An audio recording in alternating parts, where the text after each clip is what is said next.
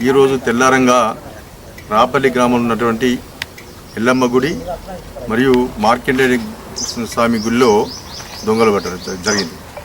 ఎల్లమ్మ గుడిలో సంవత్సరాల క్రితం ఉన్నటువంటి హుండీ డబ్బులను మరియు ఆ అమ్మవారి మెడలో ఉన్న మంగళసూత్రం సుమారు 10 తులం విలువ గల మంగళసూత్రాన్ని కూడా దొంగలు ఎత్తుకపోవడం జరిగింది.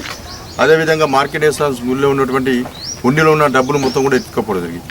ఇక్కడ బంగారము డబ్బులు అనే విషయం కాకుండా కూడా దేవుని గుళ్ళల్లో ప్రత్యేకించి ఈ విధంగా జరగడం అనేది శోచనీయం.